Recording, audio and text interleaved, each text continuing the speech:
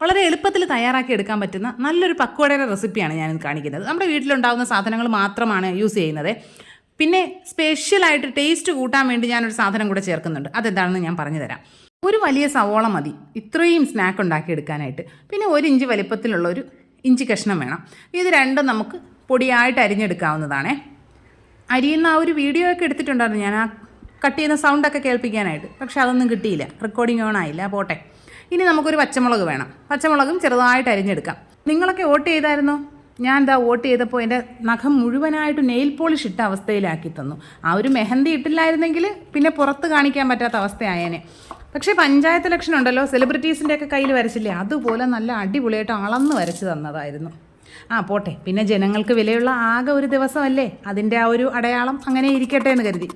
ഇനി നമുക്ക് കുക്കിങ്ങിലേക്ക് തിരിച്ചു വരാം. ഒരു തണ്ട് കറിവേപ്പില, ഒരു പിടി മല്ലിയില, ഇത്രയും നല്ല പൊടിയായിട്ട് അരിഞ്ഞ് എടുത്തിട്ടുണ്ട്. അതിനെ നമുക്കൊരു ബൗളിലേക്ക് ഇട്ട് കൊടുക്കാം.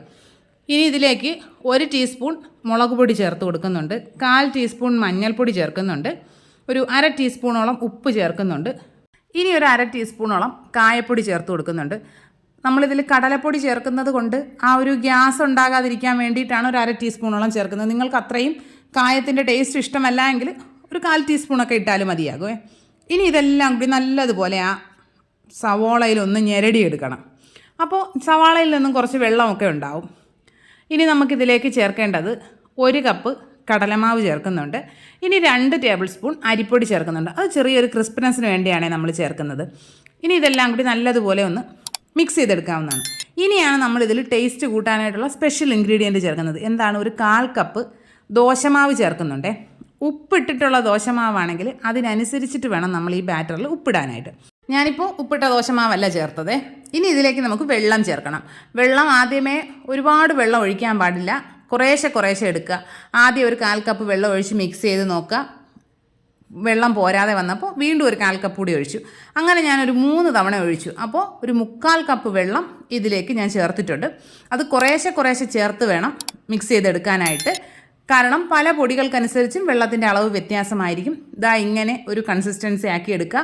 ഒരുപാട് തിക്കുമല്ല, എന്നാൽ ഒരു വാട്ടറി കൺസിസ്റ്റൻസി അല്ലാത്ത രീതിയിൽ വേണം ഈ ബാറ്ററിനെ തയ്യാറാക്കി എടുക്കാനായിട്ട്. ഇനി നിങ്ങൾക്ക് സമയമുണ്ട് എന്നുണ്ടെങ്കിൽ ഒരു 1/2 മുതൽ 1 മണിക്കൂർ വരെ ഇതിനെ റെസ്റ്റ് ചെയ്യാനായിട്ട് വെക്കാം. ഞാൻ ആ ഒരു എണ്ണ ചൂടാവുന്ന സമയം മാത്രമേ വെച്ചിട്ടുണ്ടായിരുന്നുള്ളൂ കേട്ടോ. എണ്ണ ചൂടായപ്പോഴേക്കും നമുക്ക് ഇതുപോലെ കൈ കൊണ്ട് നുള്ളി ഇട്ട് കൊടുക്കാം. എണ്ണ എങ്ങനെ ചൂടായെന്ന് നമ്മൾ മനസ്സിലാക്കും. ഇതുപോലെ ഇങ്ങനെ ബബിൾസ് വന്ന് ഈ ബബിൾസ് മുഴുവനായിട്ടും അങ്ങ് സെൻറ്റർ പോർഷനിലെത്തുമ്പോൾ എണ്ണ നന്നായിട്ട് ചൂടായി എന്ന് ഉറപ്പാക്കാം. ഇതൊക്കെ ഒരുപാട് പേർക്ക് അറിയാം കേട്ടോ. എന്നാലും തുടക്കക്കാരെങ്കിലും ഉണ്ടെങ്കിൽ അവർക്കൊന്ന് മനസ്സിലായിക്കോട്ടെ എന്ന് കരുതിയിട്ടാണ് ഞാനീ പറയുന്നത്. എണ്ണ നല്ലതുപോലെ ചൂടായി. അപ്പോൾ ഇനി നമുക്ക് കുറേശ്ശെ ആയിട്ട് ഇതിലേക്ക് നുള്ളി ഇട്ട് കൊടുക്കാം. സ്പൂണ് വെച്ചിട്ട് വേണമെങ്കിലും ചെയ്യാം. ഞാനിപ്പോൾ കൈ കൊണ്ട് ഇങ്ങനെ നുള്ളി ഇടുന്നു എന്നേ ഉള്ളേ. ഇനി ഇത് കുറച്ചുകൂടി വലിയ ഒരു പരന്ന പാനിലൊക്കെ കുറേ കൂടി എണ്ണ ഒഴിച്ചിട്ടാണ് പൊരിച്ചെടുക്കുന്നതെങ്കിൽ ഒരൊറ്റ തവണ പൊരിക്കാനുള്ളതേ ഉണ്ടാവും. ഞാൻ പിന്നെ വളരെ കുറച്ച് എണ്ണ എങ്ങനെ ഉപയോഗിക്കാം, പിശുക്കത്തരം കാണിക്കണമല്ലോ, അങ്ങനെ ചെയ്യുന്നതാണ് ഇത്. പക്ഷേ ഇങ്ങനെ ചെയ്യുമ്പോൾ എന്താണ് പ്രശ്നം? ഇങ്ങനെ തിരിച്ചും മറിച്ചുമൊക്കെ ഇടുമ്പോൾ പുറത്ത് നന്നായിട്ട് തെറിക്കാനുള്ള സാധ്യതയുണ്ട്. അപ്പോൾ അങ്ങനെയുള്ളൊരു വിഷയം കൂടി ഉണ്ടേ. പിന്നെ എൻ്റെ ലാസ്റ്റ് വീഡിയോയിൽ എൻ്റെ ഒരു സബ്സ്ക്രൈബർ പറഞ്ഞിട്ടുണ്ടായിരുന്നു, നോൺ സ്റ്റിക്കിൽ തവികളും സ്പൂണുകളും ഒന്നും ഉപയോഗിക്കരുത്, സ്പാച്ചുല മാത്രമേ യൂസ് ചെയ്യാൻ പാടുള്ളൂ എന്ന്. സ്പാച്ചുലയൊക്കെ ഉണ്ട് കേട്ടോ, ധാരാളം ഉണ്ട്. പക്ഷേ ആ ഒരു സമയത്ത് അങ്ങ് എടുക്കുന്നതാണ്. പിന്നെ ഞാൻ ഈ സ്പൂണോ അങ്ങനെ എന്തെങ്കിലുമൊക്കെ ഉപയോഗിക്കുകയാണെങ്കിൽ അതിൻ്റെ കോട്ടിങ്ങിൽ തട്ടാത്ത രീതിയിലാണ് കേട്ടോ ഇളക്കുന്നത്. പിന്നെ ഈ എണ്ണയിൽ നിന്ന് കോരി എടുക്കുന്ന ആ സാധനം ഉണ്ടല്ലോ, അതിന് ഞങ്ങളിവിടെ കണ്ണാപ്പ എന്നാണ് പറയുന്നത്. എല്ലാ സ്ഥലത്തും അങ്ങനെയാണോ പറയുന്നതെന്ന് എനിക്കറിയില്ല കേട്ടോ. അതെനിക്ക് സ്റ്റീൽ മാത്രമേ ഉള്ളൂ. ഞാൻ അല്ലാണ്ട് വേറൊരു മെറ്റീരിയലിൽ വാങ്ങിയിട്ടുണ്ടായിരുന്നു. അത് തീരെ ക്വാളിറ്റി ഇല്ല. എണ്ണയിലേക്ക് മുക്കുമ്പോൾ തന്നെ അത് ഉരുവി വരുന്നുണ്ടായിരുന്നു. അതുകൊണ്ട് ആ ഒരു യൂസോടുകൂടി ഞാനത് മാറ്റി. ഇനി നമുക്ക് വേറെ എന്തെങ്കിലും വെറൈറ്റിയൊക്കെ പിടിക്കാമെന്നേ. കഥ പറഞ്ഞിരുന്നപ്പോഴേക്കും എന്തായാലും നമ്മുടെ സ്നാക്ക് നല്ല ഗോൾഡൻ കളറായി കിട്ടിയിട്ടുണ്ട്.